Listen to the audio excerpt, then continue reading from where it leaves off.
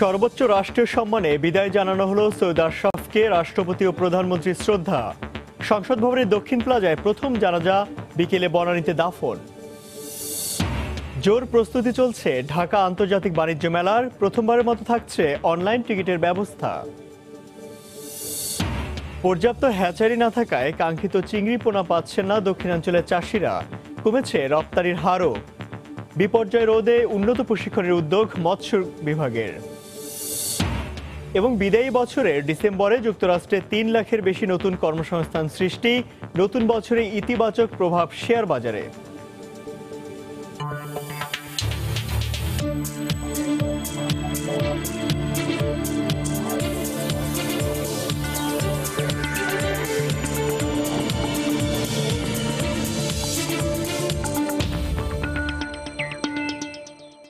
দেখছেন শিরোনাম। আমন্ত্রণ জানাচ্ছি দেশ ও দেশের বাইরে অর্থ বাণিজ্যের নানা খবর নিয়ে আমাদের নিয়মিত আয়োজন এই সময় বাণিজ্যে। আর আপনাদের সঙ্গে আছি আমি ইমতিয়াজ আহমেদ। আওয়ামী লীগের সাবেক সাধারণ সম্পাদক ও জনপ্রশাসন মন্ত্রী সৈয়দ আশরাফুল ইসলামের প্রথম জানাজা অনুষ্ঠিত হয়েছে। সকাল 10:30টায় জাতীয় সংসদ ভবনের দক্ষিণ প্লাজায় তার প্রথম জানাজা হয়। জানাজায় অংশ নেন সৈয়দ আশরাফের দীর্ঘদিনের সহযোদ্ধা ও সহকর্মীরা। জানাজার পর মুক্তিযোদ্ধা সৈয়দ আশরাফের প্রতি সর্বোচ্চ রাষ্ট্রীয় সম্মাননা জানানো হয়। পরে জাতীয় পতাকা ও দলীয় পতাকায় ঢাকা কফিনে ফুল দিয়ে সৈয়দ আশরাফের প্রতি শ্রদ্ধা জানান রাষ্ট্রপতি মোহাম্মদ আব্দুল হামিদ, প্রধানমন্ত্রী শেখ হাসিনা ও স্পিকার শিরিন শারমিন চৌধুরী। পরে দলের পক্ষ থেকে শ্রদ্ধা জানান সভাপতি শেখ হাসিনা। পরে ডেপুটি স্পিকার, সিনিয়র মন্ত্রী, বিরোধী দল সংসদ সদস্যের পক্ষ থেকে আওয়ামী লীগের সাবেক সাধারণ সম্পাদককে শ্রদ্ধা জানানো হয়। এদিকে সংসদ ভবন এলাকায় প্রিয় নেতাকে শ্রদ্ধা জানাতে সকাল থেকেই ভিড় করে সাধারণ মানুষ। বেলা 12টায় কিশোরগঞ্জের শোলাকিয়ায় এবং দুপুর 2টায় তার জন্মস্থান ময়মনসিংহে তৃতীয় জানাজা শেষে বিকেলে রাজধানীর বনানী কবরস্থানে দাফন করা হবে সৈয়দ আশরাফুল ইসলামকে।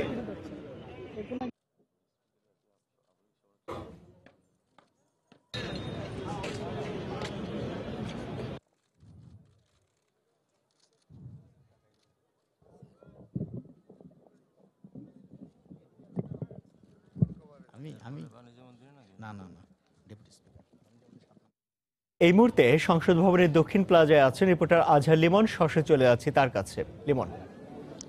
ইমতিয়াজ, যে জাতীয় সংসদে উনি দীর্ঘ 5 বার সংসদ সদস্য ছিলেন, সেই জাতীয় সংসদের দক্ষিণ প্লাজায় প্রয়াত নেতা আশরাফুল ইসলামের প্রথম জানাজা অনুষ্ঠিত হয়ে গেল এবং এই প্রথম জানাজা শেষে এখানে তার মরদেহে ফুল দিয়ে শ্রদ্ধা জানিয়েছেন প্রধানমন্ত্রী শেখ হাসিনা, রাষ্ট্রপতি মোহাম্মদ আব্দুল হামিদ এবং আওয়ামী লীগের পক্ষ থেকে শ্রদ্ধা জানানো হয়েছে, 14 দলের পক্ষ থেকে শ্রদ্ধা জানানো হয়েছে এবং শ্রদ্ধা জানিয়েছেন সর্বস্তরের মানুষ। এই দক্ষিণ প্লাজায় আসলে নিরাপত্তার কড়াকড়ি ছিল। এই দক্ষিণ প্লাজার সমস্ত চত্বর ডিঙিয়ে সংসদ ভবনের সামনের যে কম্পাউন্ড, সেই কম্পাউন্ডে কিন্তু লোকে লোকারণ্য হয়ে গেছে। তারা এই প্রয়াত নেতা, জনপ্রিয় নেতা, প্রিয় নেতা সৈয়দ আশরাফুল ইসলামের কে সর্বশেষ তার একটু সান্নিধ্যের জন্য, তাকে এক নজর দেখার জন্য তারা কিন্তু এখানে ভিড় করেছেন। আমরা দেখেছি যে সংসদ ভবনের পুরো এলাকা একটি বেদনাবিধুর পরিবেশের সৃষ্টি হয়েছে। আপনাকে জানিয়ে রাখি যে প্রয়াত এই নেতা আওয়ামী লীগের 6ষ্ঠ সাধারণ সম্পাদক ছিলেন এবং আমরা নেতাকর্মীদের সঙ্গে কথা বলে এটুকু বুঝতে পেরেছি যে আওয়ামী লীগের বা প্রাচীন বা একটি প্রবীণ দল হিসেবে আওয়ামী লীগের যে কয়জন সাধারণ সম্পাদক ছিলেন, সম্ভবত উনি জনপ্রিয় সাধারণ সম্পাদকদের মধ্যে একজন। এছাড়া উনি কিন্তু 1996 সাল থেকেই সংসদ সদস্য। উনি একাধিক মন্ত্রণালয়ের দায়িত্ব পেয়েছেন। সেই মন্ত্রণালয়ের যারা দীর্ঘদিনের সহকর্মী ছিলেন, যারা সহযোদ্ধা ছিলেন, তারাও এই সংসদ ভবনে তাকে শেষ শ্রদ্ধা জানাতে এসেছেন। আমরা সবার সাথেই কথা বলেছি, তারা যেটি বলেছে যে আসলে সবার কাছে গ্রহণযোগ্য, সমালোচনার ঊর্ধ্বে একজন রাজনীতিক কেমন হতে পারে তার প্রকৃষ্ট উদাহরণ সৈয়দ আশরাফুল ইসলাম। তিনি একাধারে উনি সৈয়দ নজরুল ইসলামের সন্তান। জানেন যে সৈয়দ নজরুল ইসলাম জাতীয় 4 নেতার একজন। সেই হিসেবে সারাটা জীবন উনি আওয়ামী লীগের পক্ষে এবং আওয়ামী লীগের জন্য, দেশের মানুষের জন্য কিশোরগঞ্জের 2টি আসন থেকে উনি নির্বাচন করেছেন এবং সেই 1996 সাল থেকে 7ম, 8ম, 9ম, 10ম জাতীয় সংসদের হয়ে উনি প্রতিনিধিত্ব করেছেন এবং এবারের যে 11শ জাতীয় সংসদ নির্বাচন, সেই নির্বাচনেও কিন্তু উনি সংসদ সদস্য নির্বাচিত হয়েছিলেন, কিন্তু শপথ গ্রহণের দিনই কিন্তু উনি ব্যাংককে একটি হাসপাতালে কিন্তু মৃত্যুবরণ করেন। তো সব মিলে এখানে একটি বেদনাবিধুর পরিবেশ সৃষ্টি হয়েছে। নেতাকর্মীদের কণ্ঠে ছিল আসলে বিয়োগের কথা। তো এই আজকে জানেন যে সৈয়দ আশরাফুল ইসলামের আরো আনুষ্ঠানিকতা আছে ঢাকার বাইরে, ময়মনসিংহে, কিশোরগঞ্জে। তো এইখানে সংসদ ভবন থেকেই ছিল আমার কাছে সর্বশেষ ইমতিয়াজ। দর্শক, আওয়ামী লীগের সাবেক সাধারণ সম্পাদক সদ্য প্রয়াত সৈয়দ আশরাফের প্রথম জানাজা নামাজ কিছুক্ষণ আগে অনুষ্ঠিত হয়েছে। সে খবর জানাতে রাজধানীর সংসদ ভবনের দক্ষিণ প্লাজা থেকে আমাদের সঙ্গে যোগ দিয়েছিলেন সহকর্মী আজহার লিমন। আওয়ামী লীগের সাবেক সাধারণ সম্পাদক সৈয়দ আশরাফের দ্বিতীয় নামাজের জানাজা অনুষ্ঠিত হবে কিশোরগঞ্জের শোলাকিয়া ঈদগাহ ময়দানে এবং তৃতীয় জানাজা অনুষ্ঠিত হবে ময়মনসিংহের আঞ্জুমান ঈদগাহ মাঠে। সেখানকার সব প্রস্তুতি সম্পন্ন করা হয়েছে। এই মুহূর্তে কিশোরগঞ্জে আছে রিপোর্টার রাশেদ বাপি, ময়মনসিংহে আছেন রিপোর্টার ওমর ফারুক। প্রথমে যাচ্ছি কিশোরগঞ্জে রাশেদ বাপির কাছে। বাপি। ইমতিয়াজ, প্রিয় নেতা সৈয়দ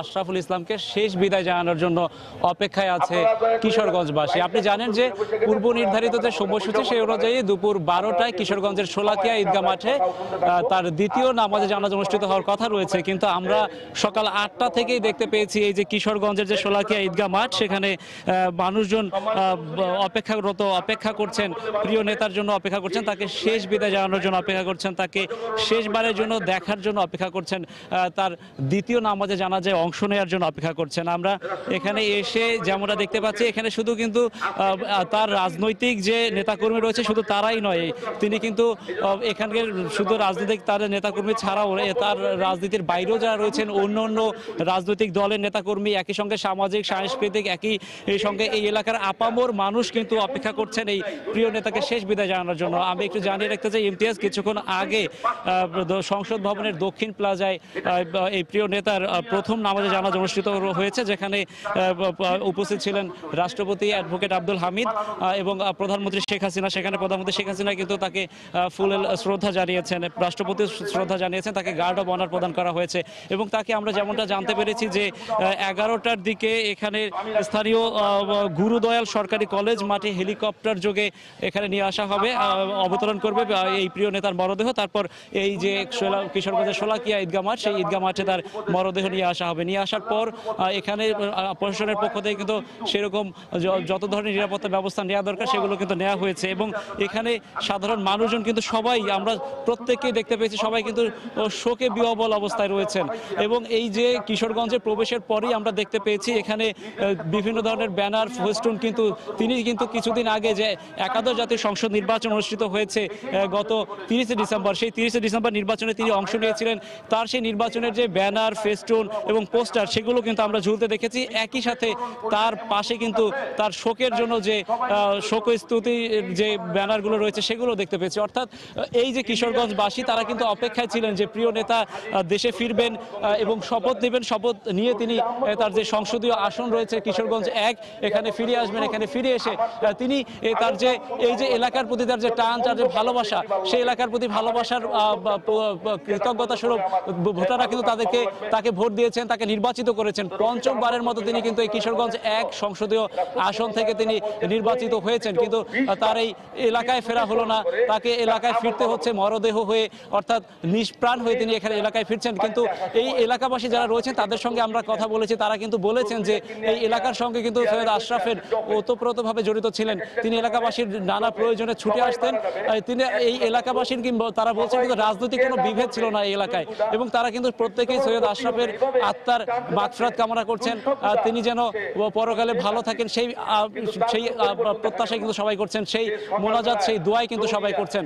আর কিছুক্ষণের মধ্যেই 11টার দিকে এখানে তার হেলিকপ্টার যুগে তার মরদেহ এসে পৌঁছাবে। এরপর এই যে কিশোরগঞ্জের শোলাকিয়া মাঠ, এই ঈদগাহ মাঠে নিয়ে আসা হবে এবং সেখানে তার জানাজা অনুষ্ঠিত হবে এবং এই প্রশাসনের পক্ষ থেকে এখানে গার্ড অব অনার প্রদান করা হবে বলে আমরা জানতে পেরেছি এবং বিভিন্ন সামাজিক, সাংস্কৃতিক, রাজনৈতিক সংগঠনের পক্ষ থেকে তাকে কিন্তু ফুল দিয়ে শ্রদ্ধা জানানো হবে, শেষ বিদায় জানানো হবে। এই মুহূর্তে ময়মনসিংহ রয়েছেন রিপোর্টার ওমর ফারুক, সেখানে কিন্তু সৈয়দ আশরাফের তৃতীয় নামাজে জানাজা অনুষ্ঠিত হবে, সেখানকার খবর জানতে চলে যাচ্ছে তার কাছে।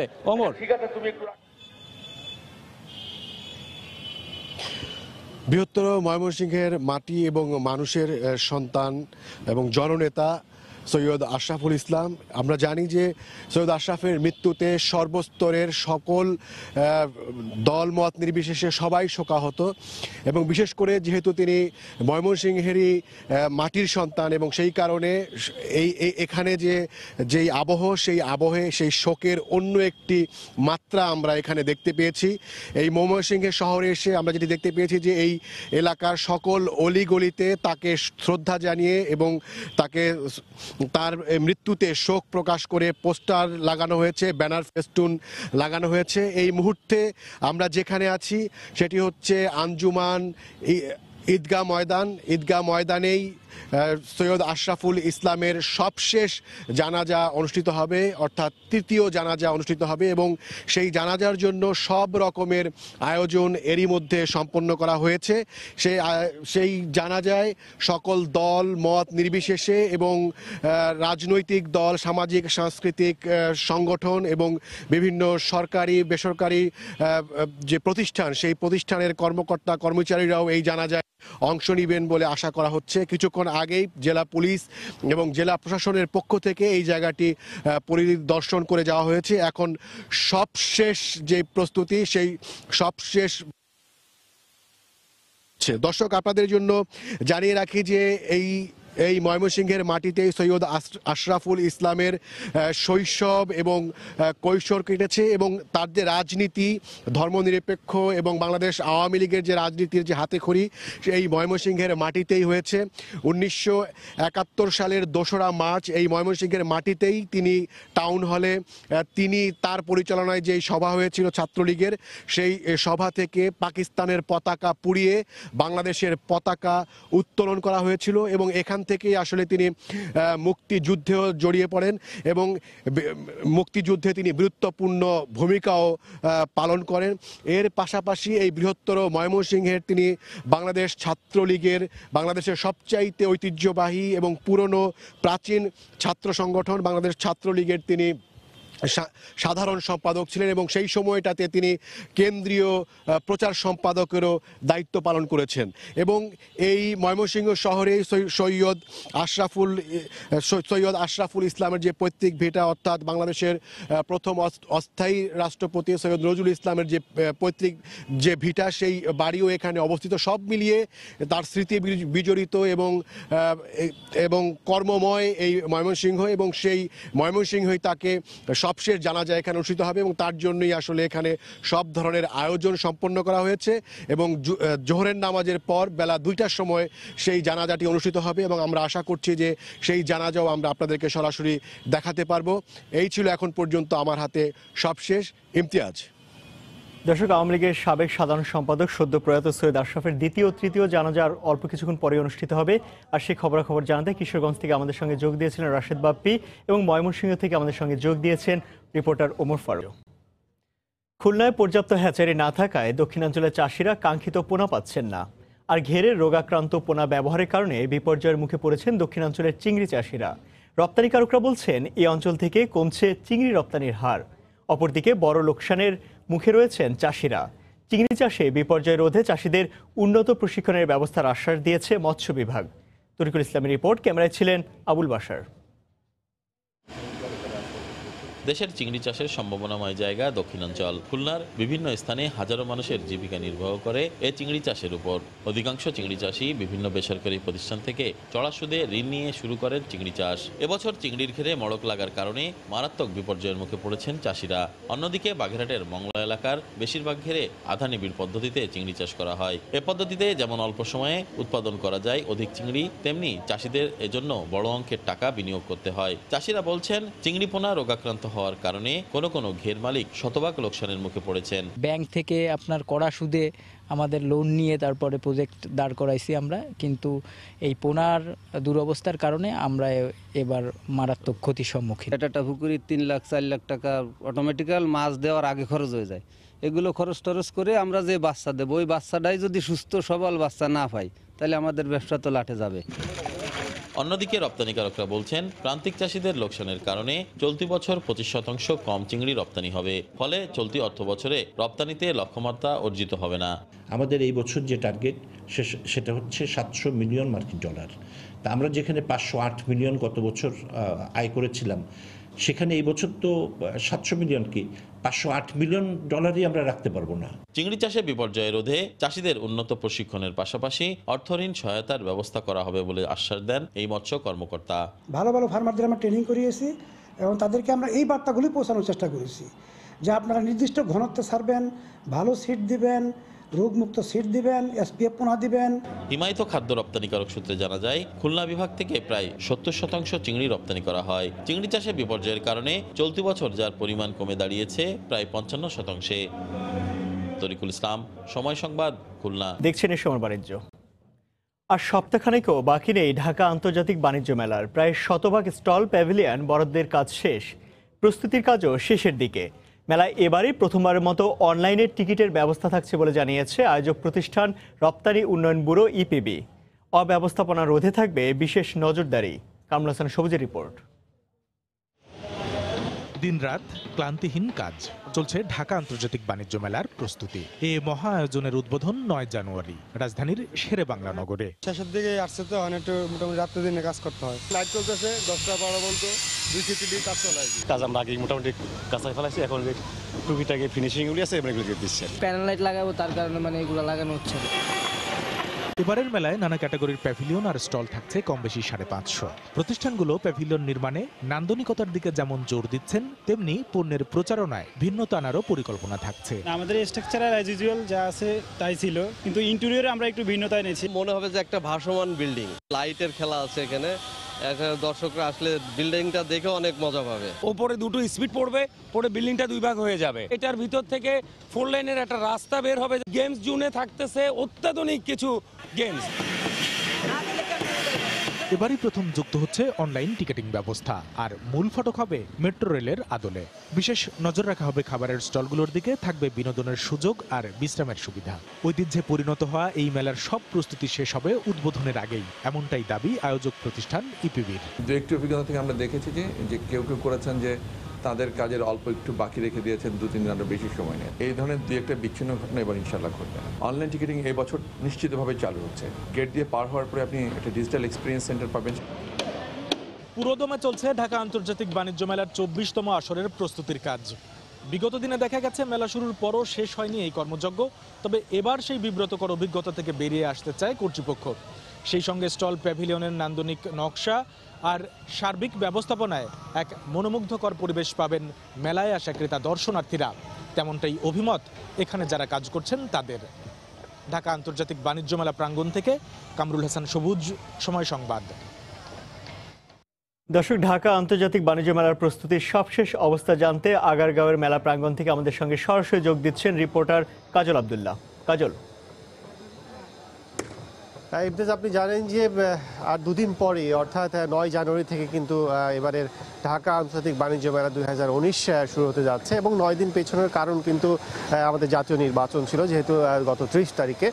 সেই অনুযায়ী তার সার্বিক কার্যক্রম এবং সবকিছু কার্যক্রম শেষ করার জন্য কিন্তু 9 দিন অর্থাৎ 1 সপ্তাহ বলা চলে, 1 সপ্তাহ পিছিয়ে কিন্তু 9 তারিখ কিন্তু ধার্য করা হয় এবং 9 তারিখ থেকে মেলা শুরু হবে কিন্তু। এবং এই পর্যন্ত কিন্তু আমরা যতটুকু জানি যে 30 তারিখের মধ্যে কিন্তু সব ধরনের অবকাঠামো নির্মাণ মেলার শেষ হওয়ার কথা ছিল, কিন্তু আজকেও আপনি যেটি দেখতে পাচ্ছেন যে এখন পর্যন্ত বলা চলে যে মাত্র কিছু শতাংশ, বলা চলে যে 10 থেকে 15% এরকম অবকাঠামো নির্মাণ এখনো কিন্তু বাকি আছে বলা চলে।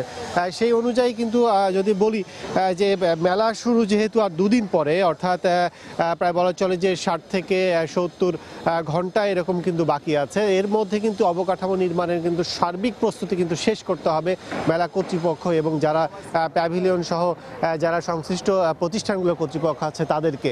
এবং একই সঙ্গে কিন্তু এখানে যে অবকাঠামো শেষ হওয়ার সাথে সাথে কিন্তু তাদের যে সংশ্লিষ্ট পণ্যগুলো, এই পণ্যগুলো কিন্তু এখানে নিয়ে আসতে হবে। তো সব কিছু বলা চলে যে মেলার যে অবকাঠামো নির্মাণ এটি কিন্তু শেষ না হলে, এবং আমরা গতবারও কিন্তু যেটি দেখেছি সেটি হচ্ছে যে মেলা শুরুর পরেও কিন্তু 7 দিন ব্যাপী কিন্তু অবকাঠামো নির্মাণ শেষই হয়েছিল না। এবং এটিও একটু বড় ধরনের একটু প্রভাব পড়ে যারা গ্রাহক গ্রাহক আছেন, যারা কাস্টমার কি দর্শনার্থী যারাই বলি, এবং বিদেশি যারা ক্রেতা সংস্থা, যারা সংশ্লিষ্ট প্রতিনিধি যারা আসেন বাংলাদেশে বিজনেস করার জন্য এবং বিভিন্ন প্রতিষ্ঠানের পণ্য অর্ডার দেওয়ার জন্য, তারা কিন্তু একটা মোটামুটি একটু প্রভাব পড়ে, নেতিবাচক প্রভাব। যেহেতু দীর্ঘ একটি বছর পরে মেলার আয়োজন করা হয়, কিন্তু সেই আয়োজনটি অনেক আগে শেষ না হওয়ার কারণে কিন্তু কর্মসূচি যেটি বলা চলে প্রস্তুতি শেষ না হওয়ার কারণে কিন্তু মেলার 7 দিন পর্যন্ত যেহেতু প্রস্তুতি শেষ হয় না, সেটি কিন্তু একটু নেগেটিভ প্রভাব পড়ে। তো আমি একটু জানিয়ে দিতে চাই, কিন্তু এবারের মেলা কিন্তু আগামী ফেব্রুয়ারি মাসে যেহেতু পরে শুরু হচ্ছে, 8 দিন পরে, সেক্ষেত্রে আগামী ফেব্রুয়ারি মাসের কিন্তু 8 তারিখ পর্যন্ত মেলাটি চলবে। এবং এবারের বাণিজ্য মেলায় গতবারের ধারাবাহিকতায় কিন্তু আমল কিছুটা পরিবর্তন করা হয়েছে, পরিবর্তন করে কিন্তু প্রতিবারই ধারাবাহিক প্রকৃতি কিন্তু চেঞ্জ করা হয় প্রতিকৃতি। এবং এবারে গতবার যেহেতু আমরা দর্শক, ঢাকা আন্তর্জাতিক বাণিজ্য মেলার প্রস্তুতির সবশেষ অবস্থা জানাতে আগারগাঁও থেকে আমাদের সঙ্গে যোগ দিয়েছিলেন রিপোর্টার কাজল আব্দুল্লাহ। আওয়ামী লীগের সাবেক সাধারণ সম্পাদক প্রয়াত নেতা সৈয়দ আশরাফের মরদেহ হেলিকপ্টারে নিয়ে যাওয়া হচ্ছে কিশোরগঞ্জে। এই মুহূর্তে কুর্মিটোলায় আছেন সহকর্মী মাহমুদ রাকিব, সরাসরি চলে যাচ্ছে তার কাছে। বিমানবন্দরে আমরা এই মুহূর্তে আছি, আপনি দেখছেন আওয়ামী লীগের সাবেক সাধারণ সম্পাদক সৈয়দ আশরাফুল ইসলামের লাশ কিশোরগঞ্জে নেওয়ার জন্য এই মুহূর্তে বিমানে তোলা হচ্ছে। বাংলাদেশ এয়ারফোর্সের একটি বিমানে আপনি দেখছেন তোলা হচ্ছে, এবং এখান থেকে কিন্তু সরাসরি তাকে নিয়ে যাওয়া হবে কিশোরগঞ্জে। এবং কিশোরগঞ্জে নেওয়ার পরে সেখানে দুপুর 12টায় শেলাকিয়া ঈদগাহ মাঠে একটি জানাজা নামাজ সম্পন্ন হবার কথা রয়েছে, এবং এরপরে কিশোরগঞ্জে জানাজা শেষে তাকে নিয়ে যাওয়া হবে ময়মনসিংহ ঈদগাহ মাঠে, সেখানে তার শেষ জানাজা অনুষ্ঠিত হবে। আপনি দেখছেন যে বাংলাদেশ এয়ারফোর্সের যে বিশেষ হেলিকপ্টার, তাতে করে তাকে ইতিমধ্যেই তোলা হয়েছে, এবং তাকে এখানে হেলিকপ্টারে নেওয়ার পরে তাকে এখন নিয়ে যাওয়া হবে শোলাকিয়া ঈদগাহ মাঠে, যেটি বাংলাদেশের সর্ববৃহৎ ঈদগাহ মাঠ। আপনি দেখছেন যে ইতিমধ্যেই তাকে কিন্তু বাংলাদেশ এয়ারফোর্সের যে হেলিকপ্টার তাতে তোলা হয়েছে। কিছুক্ষণের মধ্যেই হয়তো হেলিকপ্টারটি এখান থেকে ইঞ্জিন স্টার্ট দেওয়া হবে, এবং আমরা যদ্দূর জানতে পেরেছি যে আধা ঘন্টার কিছু সময় বেশি সময় লাগবে এখানে কিশোরগঞ্জে পৌঁছাতে। আপনি জানেন যে কিছুক্ষণ আগেই সংসদ ভবনের দক্ষিণ প্লাজায় সৈয়দ আশরাফুল ইসলামের জানাজা সম্পন্ন হয়েছে, এবং এটি তার প্রথম জানাজা। এখন শোলাকিয়াতে হবে দ্বিতীয় জানাজা, এবং শোলাকিয়া দ্বিতীয় জানাজার পর তার সবশেষ জানাজা হবে ময়মনসিংহের কেন্দ্রীয় ঈদগাহ মাঠে, এবং সবশেষ তাকে বিকেলে বনানীতে নিয়ে আসা হবে, ঢাকায় হেলিকপ্টারে করে নিয়ে আসা হবে, এবং ঢাকায় আনার পরে তাকে আজ বিকেল 4টা নাগাদ তার দাফন করবার কথা রয়েছে বনানী কবরস্থানে। সব মিলিয়ে আপনি বুঝতেই পারছেন যে তো মোটামুটি আমরা আসলে এখন পর্যন্ত এখান থেকে শেষ করছি। মোটামুটি আমাদের কাছে এই ছিল সবশেষ খবর। ইমতিয়াজ।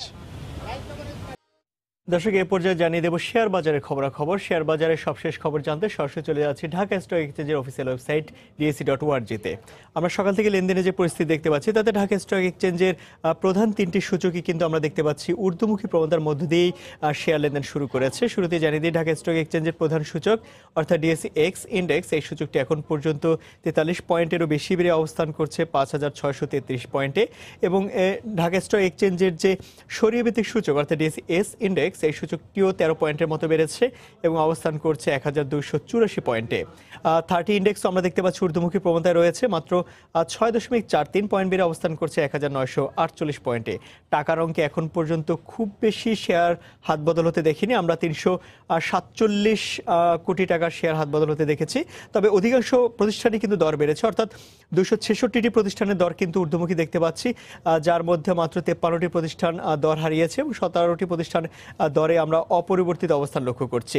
টপ 20 শেয়ারের তালিকার একটু প্রথম কয়েকটি শেয়ার অবস্থান জানিয়ে দেব। প্রথমে আমরা দেখতে পাচ্ছি জেএমআই রয়েছে তালিকার 1 নম্বরে 338 টাকা 40 পয়সা দর নিয়ে সর্বোচ্চ 338 টাকা 40 পয়সা অবস্থান করছে। বিবিএস কেবলস রয়েছে তালিকার 2 নম্বরে 108 টাকা দর নিয়ে, তবে সর্বোচ্চ 109 টাকা 80 পয়সায় লেনদেন হয়েছে এই প্রতিষ্ঠানটি। ড্রাগন সোয়েটার রয়েছে তালিকার 3 নম্বরে, এই প্রতিষ্ঠানটি 24 টাকা 50 পয়সায় লেনদেন হলেও সর্বোচ্চ 24 টাকা 80 পয়সা অবস্থান করছে এবং সর্বনিম্ন 23 টাকা 10 পয়সায় কিন্তু আমরা লেনদেন হতে দেখেছি। তালিকার 3 নম্বরে থাকে এই প্রতিষ্ঠানটি। তালিকার 4 নম্বরে বেক্সিমকো রয়েছে 26 টাকা 60 পয়সা দর নিয়ে সর্বোচ্চ 26 টাকা 90 পয়সা এবং সর্বনিম্ন 26 টাকা 10 পয়সা অবস্থান করছে। আমরা দেখতে পাচ্ছি এরপরে 5 নম্বরে রয়েছে পিটিএল এই প্রতিষ্ঠানটি 73 টাকা 30 পয়সায় লেনদেন হচ্ছে, সর্বোচ্চ 73 টাকা 90 পয়সা এবং সর্বনিম্ন 72 টাকা 50 পয়সা অবস্থান করছে। আমরা দেখতে পাচ্ছি ভিএফএস থ্রেড ডাইং এই প্রতিষ্ঠানটি 60 টাকা 90 পয়সা লেনদেন হলেও সর্বোচ্চ 61 টাকা 90 পয়সা এবং সর্বনিম্ন 59 টাকা 90 পয়সায় কিন্তু আমরা দেখতে পাচ্ছি এই প্রতিষ্ঠানটি লেনদেন করছে। ইনটেক রয়েছে তালিকা 7 নম্বরে 63 টাকা 40 পয়সা দর নিয়ে, তবে সর্বোচ্চ 63 টাকা 40 পয়সায় অবস্থান করছে। তবে সর্বনিম্ন তালিকায় দেখতে পাচ্ছি কিছুটা দর হারিয়েছে প্রতিষ্ঠানটি, অর্থাৎ 62 টাকা 10 পয়সা পর্যন্ত সর্বনিম্ন দরে এই প্রতিষ্ঠানটি লেনদেন করেছে। তালিকার 8 নম্বরে সিবিও পেট্রো রিফাইনারি রয়েছে তালিকার 8 নম্বরে 202 টাকা 60 পয়সা দর নিয়ে, সর্বোচ্চ 202 টাকা 60 পয়সা এবং সর্বনিম্ন 186 টাকায় অবস্থান করছে। ব্রাক ব্যাংক রয়েছে তালিকার 9 নম্বরে 75 টাকা 90 পয়সা দর নিয়ে, তবে সর্বোচ্চ 76 টাকায় লেনদেন হলেও সর্বনিম্ন 75 টাকায় মোটামুটি লেনদেন করছে এই প্রতিষ্ঠানটি। শ্যাম কটন রয়েছে তালিকার 10 নম্বরে 26 টাকা 80 পয়সা দর নিয়ে, সর্বোচ্চ 27 টাকায় লেনদেন হলেও আমরা দেখতে পাচ্ছি সর্বনিম্ন 26 টাকা 40 পয়সার লেনদেন শেষ করেছে। কেপিসিএল রয়েছে তালিকার 11 নম্বরে 65 টাকা 70 পয়সা দর নিয়ে, তবে সর্বোচ্চ 66 টাকা 50 পয়সায় লেনদেন হয়েছে এবং সর্বনিম্ন 65 টাকা 10 পয়সা পর্যন্ত কিন্তু নেমেছে তালিকার এই প্রতিষ্ঠানটি। তো মোটামুটি ঢাকা স্টক এক্সচেঞ্জের টপ 20 শেয়ারের তালিকার প্রথম কয়েকটি শেয়ারের অবস্থান জানিয়ে দিচ্ছিলাম। এ সময় বাণিজ্যের শীর্ষ সংবাদগুলো জানিয়ে দিচ্ছি আরেকবার।